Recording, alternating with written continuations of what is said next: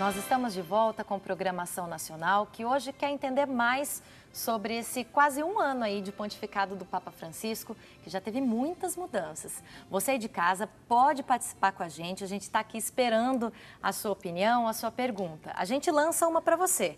Quais mudanças nós podemos esperar do Papa Francisco? O que é que você acha que o Papa Francisco pode mudar daqui para frente? Já teve muita coisa até agora.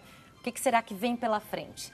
Você pode participar por e-mail, açãonacional@rs21.com.br, telefone que está aparecendo aí na sua tela, que é o 19 3871 9620, ou, se você preferir, curta a nossa página facebook.com/açãonacional e deixe o seu comentário lá. Tem sorteio, tá? No fim do programa, para você que participar, esse CD que está aparecendo aí do Padre João Carlos, um belo CD. Então, você participa com a gente e ainda está concorrendo a um sorteio no final do programa, tá bom? Olha, o Papa Francisco, ele tem sido bastante, está bem atuante na mídia. Muitos dos encontros dele e dos discursos são transmitidos pela TV do Vaticano desde o comecinho do pontificado. Em um dos encontros com o Pontifício Conselho para a Evangelização, em outubro do ano passado, ele contou quais são as preocupações dele com a igreja. Veja só. Papa Francisco expressou preocupação com as pessoas que estão deixando a igreja. Falando antes do Pontifício Conselho para a Promoção da Nova Evangelização, o Papa destacou a importância de ser profissional, principalmente quando se trata de catequese. Em nosso tempo, muitas vezes testemunhamos uma indiferença para com a fé. Não é mais considerada importante na vida do homem e da mulher. A nova evangelização significa despertar a fé nos corações e mentes de nossos pares. Francisco passou a dizer que a igreja deve lutar contra o analfabetismo da fé. Ele enfatizou o papel da família na nova evangelização. Especificamente, ele destacou que os pais são como os primeiros professores de uma criança. É importante para nós cristãos, para mostrar como viver a nossa fé concretamente através do amor, harmonia, alegria e sofrimento, porque isso nos leva a fazer perguntas, como no início do caminho da igreja. Por que viver desta maneira? O que os empurra para frente? Estas são perguntas que nos levam ao coração da evangelização, que é o testemunho de fé e de caridade.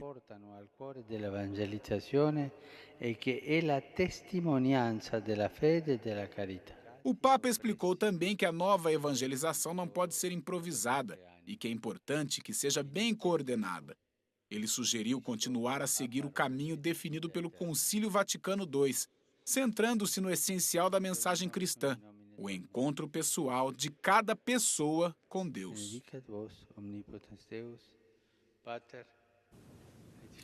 O Papa afirma aí que devemos seguir o Concílio Vaticano II, um documento feito pelo João Paulo II, que trouxe para a igreja reflexões do mundo moderno. Foi aí uma revolução na forma como a igreja se relacionava com os fiéis.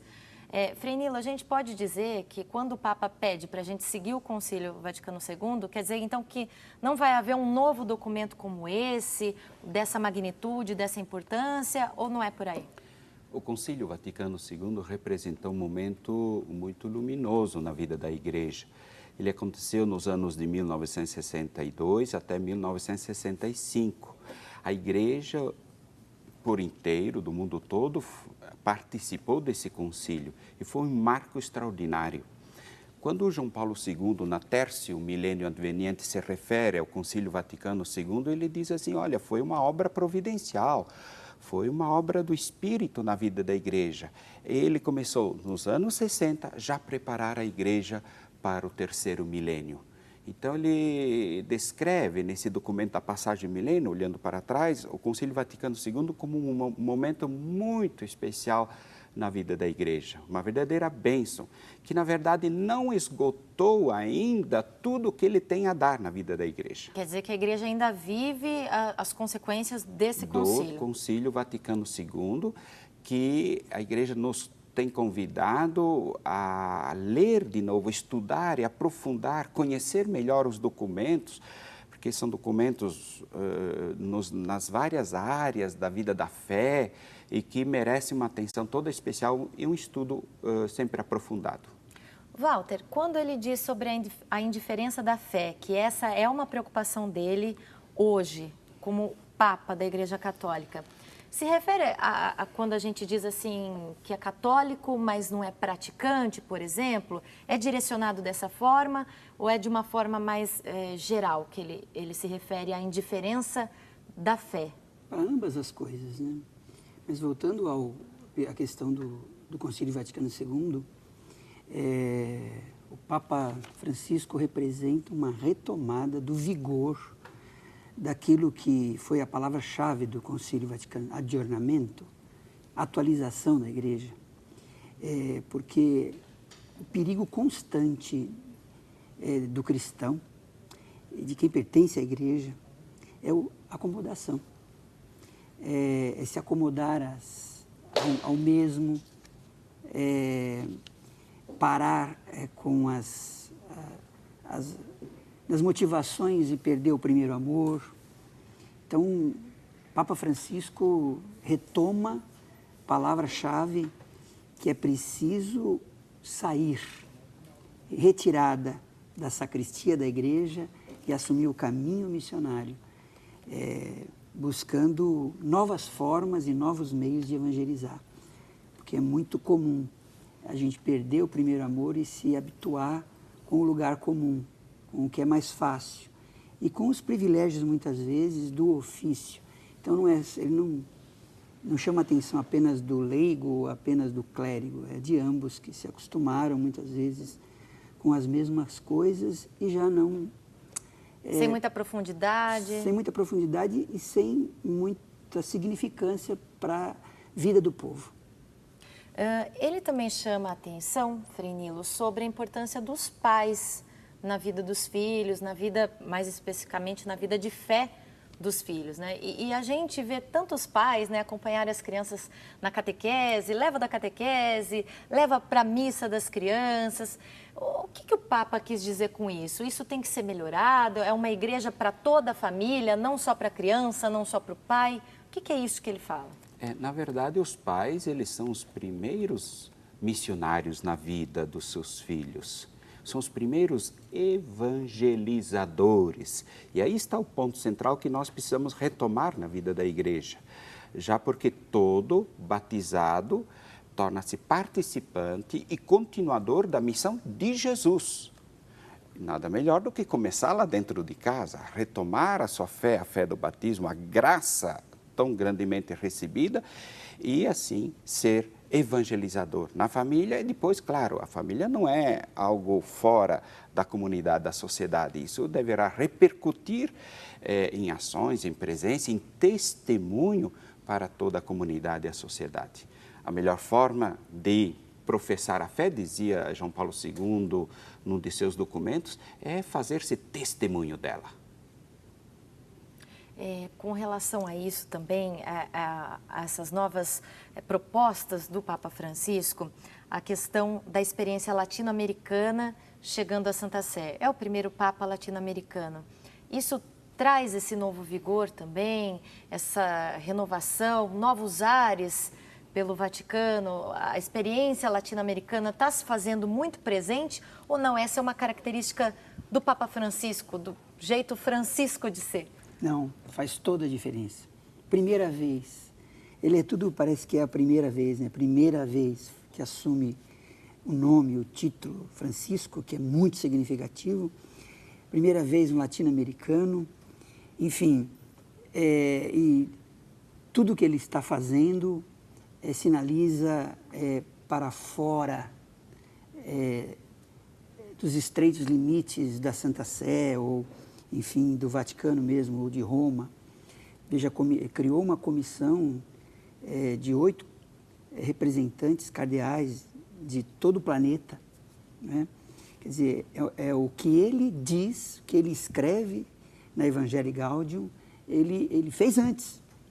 Ele fez antes, fazer com que a igreja saia em retirada, e ele se auto-intitulou, né? Eu sou o bispo de Roma, retomando com muito vigor uma proposta do Concílio Vaticano II, que é a colegialidade, uma igreja sinodal, permanente, né, que dá voz às assembleias de bispos, episcopais, locais, a igreja local, né? A gente tinha perdido isso. Embora tivemos esses grandes homens, grandes papas que o antecederam, mas isso a gente havia perdido. Era muito centralizado? A Totalmente. Tendência é outra agora? Agora é outro foco, outro norte. Havia, como dizia o nosso grande teólogo, que eu quero prestar homenagem agora, também jesuíta, né? O padre João Batista Libânio, que morreu essa manhã. Que Deus o tenha. Devemos muito a ele, a teologia latino-americana, a teologia brasileira. Ele dizia que esses papados representaram, que antecederam, depois do Concílio Vaticano II e antecederam o Papa Francisco, um retorno à grande disciplina, né? Então, um apego à disciplina, à doutrina, enfim, aos dogmas. E o Papa Francisco representa agora outra coisa. E com certeza o primeiro documento oficial que mostra o que o Papa Francisco quer oferecer para a Igreja, como ele propõe essa nova evangelização que a gente está conversando aqui, está na primeira exortação apostólica que ele lançou em 26 de novembro do ano passado. Frei Nilo, o que significa esse termo, exortação apostólica? Nós temos várias categorias de documentos. Temos as cartas encíclicas, temos exortação apostólica, temos outros documentos. Então, trata-se de um documento muito importante na vida da Igreja, seria quase que na primeira categoria de documentos, próximo à encíclica. Ele vem refletir o que o sínodo havia pouco antes já refletido na vida da Igreja sobre a evangelização, e agora ele retoma a temática do sínodo e as contribuições dadas no sínodo ordinário dos bispos para transmitir a toda a Igreja, a modo dele, evidentemente, dando-lhe o tema Evangelii Gaudium, ou a alegria do Evangelho. E agora nós vamos conhecer os principais pontos desse novo documento. Por meio da exortação apostólica, o Papa Francisco colocou em público o que ele quer focar durante seu pontificado. Ele desafia todos os católicos a dividir a mensagem do Evangelho com alegria e misericórdia. Para pregar, por exemplo, o Papa diz que o papado deveria passar por uma conversão, que é mais fiel ao significado que Jesus Cristo quis dar às necessidades atuais da evangelização. Estes são alguns pontos principais do documento intitulado A Alegria do Evangelho, no qual o Papa diz que deve ter consequências importantes. O Papa não está preocupado com a mudança de doutrina da Igreja, mas sim na mudança na forma com que o cristianismo é apresentado ao mundo. Ele diz que falar sobre Deus não é impor crenças, mas dividir a alegria da fé.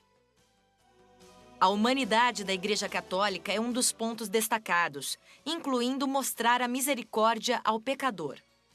Ele também chama para a busca da felicidade dos outros, assim como o Pai Celestial faz. Ele convida os católicos a evangelizar de forma pessoal e individual. Em seus escritos, o Papa chama os cristãos a não fecharem os olhos diante da injustiça social. Ele especificamente fala da economia de exclusão e sem qualidade, a tirania do mercado e a cultura de idealizar o dinheiro. Ele também fala da escravidão moderna, como a prostituição forçada e o trabalho infantil, incluindo a mendicância. A ordenação sacerdotal de mulheres não é uma opção, mas o Papa escreve que as mulheres deveriam ter papéis mais concretos na Igreja. Ele também destaca que ser padre é um papel de serviço, e não de dignidade ou santidade. Quando fala sobre a defesa da vida, o Papa diz que a Igreja não vai mudar sua posição sobre o aborto, explicando que eliminar a vida não é uma progressão. Mas ele também questiona se a Igreja tem feito o suficiente para ajudar mulheres solteiras grávidas. O documento é para todos os católicos, não só para os superiores na Igreja.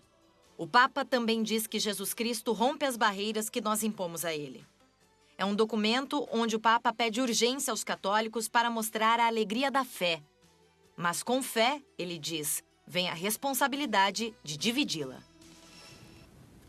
Como vimos aí, ele pede uma mudança na forma de pensar a própria figura do Papa. O papado, a partir de agora, é mais ativo? Ele é mais ativo, mais próximo, mostra-se humilde, tem uma transparência em tudo que ele diz e faz e anima a fé dos discípulos hoje, que somos todos nós, né? E nos apoia no caminho de uma presença no coração da sociedade sem barreiras. E isto é um fato importante. Viver a fé de maneira encarnada, presente nas mais diferentes situações, especialmente próximo dos mais necessitados, dos vulneráveis de nosso tempo. Portanto, com uma inserção social evidente, porque o Evangelho, na verdade, cobre a realidade humana em todas as suas dimensões. Nada escapa da força da fé. Nada escapa da iluminação do Evangelho. Portanto, assume-se integralmente a pessoa humana. E disto o Papa é cioso. Olha, a gente está recebendo uma participação aqui do Josevaldo. Ele está te cumprimentando, Frei Nilo, que está dizendo que está muito feliz de te ver na televisão, falando do nosso querido e Santo Padre, o Papa, que ele realmente está mudando o rosto da Igreja, semelhante ao Papa João XXIII, quando do início do Concílio Vaticano II, e que ele espera a volta de muitos jovens à Igreja. Está dizendo aqui também que acredita que o Papa aos poucos está fazendo isso, porque é muito carismático, está fazendo a Igreja ir ao povo, como a gente estava falando aqui, o Walter também estava dizendo, dando muito exemplo de humildade e que os nossos sacerdotes possam aprender com ele. Belarmino de Guarabira, Paraíba. Obrigada pela sua participação. A gente vai para um rápido intervalo. Você também manda a sua participação, que tem sorteio no final do programa, tá? A gente volta com o nosso bate-papo sobre 1 ano de pontificado do Papa Francisco. Até já!